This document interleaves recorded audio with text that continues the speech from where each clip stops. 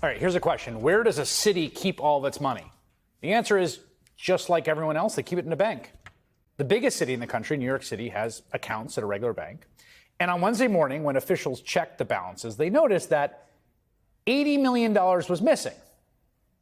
For a time, it wasn't clear where it went or who took it. And then yesterday afternoon, there was a break in the case, a confession from President Donald Trump's Secretary of Homeland Security.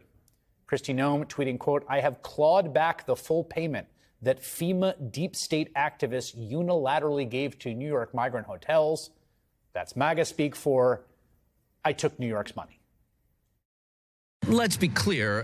This is highway robbery. The city's comptroller calling out the federal government for snatching millions of dollars right from New York City's bank accounts, FEMA funds to provide services for migrants, including shelters like at the Roosevelt Hotel. This is the newest lawless gambit by Trump and his unelected co-president, Elon Musk, an attempt to basically detonate constitutional governance from within. By doing two things both men have a lot of practice at: reneging on contracts, refusing to pay people who perform services for them. So the whole thing starts, as so many of these stories do, with a tweet from Musk. Early Monday morning, the world's richest man tweeted that the DOGE team just discovered that FEMA sent $59 million last week to luxury hotels in New York City to house illegal migrants. Sending this money violated the law and is in gross insubordination to the president's executive order. That money is meant for American disaster relief. Instead is being spent on high-end hotels for illegals. You'll not be surprised to hear almost all of that's complete bunk, as city officials were quick to point out. The $59 million Musk is talking about was part of the larger $80 million outlay to the city. Only a fraction of it was used to house migrants, and not a single penny of it came at the expense of any disaster relief. In fact, the payment was issued through a grant from the Shelter and Services Program, a separate part of the government budget, but it's administered by FEMA and initiated by Congress in 2023 to issue grants to cities and organizations providing services to migrants who've been released from federal custody after crossing the border. That is to say, money appropriated by a vote in Congress, both houses, approved by President Joe Biden, right, to house legal migrants during an upswing in immigration in the United States. It was not to house them in luxury, also, as you might imagine. It was to convert an old Manhattan hotel into a kind of modern-day Ellis Island where migrants were processed, given a health check, and offered temporary shelter and help. Migrants are connected to a case manager who will help them decide next steps. If they want to connect with family or friends in a different state, the city will help them get there. If they need a shelter bed, the city will then assign them to a shelter site and help them get started on filing their asylum papers. When migrants do get a place to sleep, the city comptroller says they observe the federal program's cap on hotel and shelter prices. That cap is currently $12.50 a night. Yes, you heard that right. $12.50 a night in New York City. Okay, those are the facts. But within hours of Musk's tweet, the Trump White House fired FEMA's chief financial officer and 3 others for dispersing the legally allocated funds to New York City. Again, congressionally appropriated funds to cover an ongoing approved activity. And the co-presidents were adding new false details to their lies about the case. A hotel has paid $59 million, $59 million because it's housing migrants, illegal migrants, all illegal, I believe. And they were being paid twice the normal room rate at 100% occupancy. Unbelievable. So it's a racket.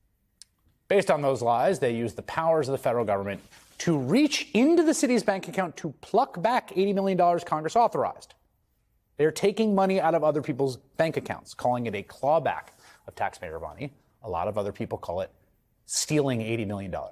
Brad Lander is a New York City Comptroller, essentially the city's chief financial officer, and he joins me now. It's good to have you here. Okay, walk me through how you discovered this. Yeah. So yesterday morning, my chief budget deputy controller says $80 million is gone from the Treasury account of the Department of Finance. We think it was taken back by the federal government.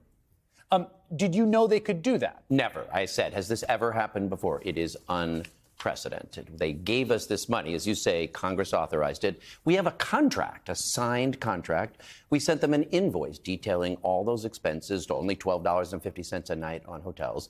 They sent us the money and approved the invoice. And then, lo and behold, they just yank it right back. It is highway robbery. Now, I want to be clear on one technical detail. I thought that we discovered that Treasury has some secret back end through the financial system to take people's money, which seemed really worrisome.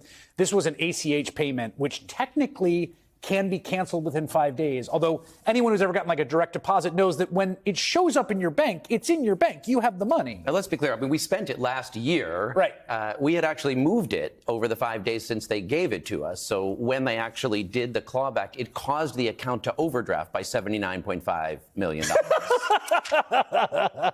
I'm sure the chief financial officer was psyched about that. On top of that, Citibank, this is an account at Citibank, charged us a $15,000 overdraft fee. I'm happy to say I reached out to Citibank, and they have refunded the overdraft fee. That's menschy of them. Better believe we're going to keep fighting to get every penny of that $8.5 million. You still don't have the money. Owe it to us. I mean, so this service, this sort of pot of money was negotiated by members in the House and Senate. It was put into legislation. That legislation was signed by President Biden.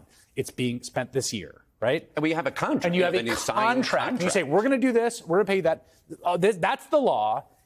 Is it your position that they are within their legal authority to simply take it back? They have no legal authority to take it back. I think two different ways. Attorney General Tish James is in court on a lawsuit around the federal funding freeze, and a Rhode Island judge said they can't do that.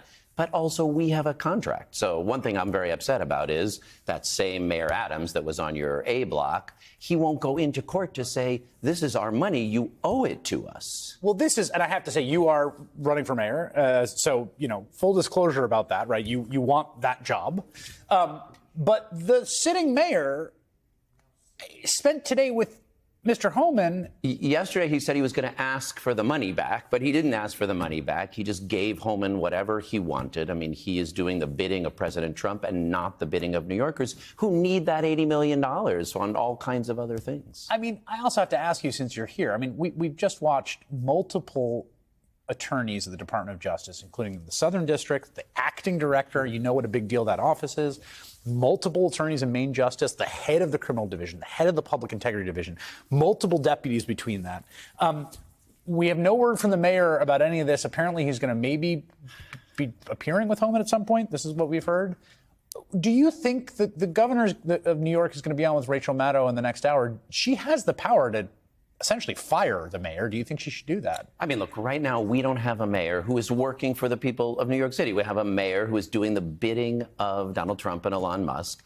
And what more could there be than they take $80 million away from you? It's not really even ideological. I mean, you guys got to give it back. That's our money. You go into court. If he doesn't want to have his go into court, let the law department have me go into court. New Yorkers are looking for someone who will fight for them. And yes, that's why I'm running for mayor. That's the leadership that we need.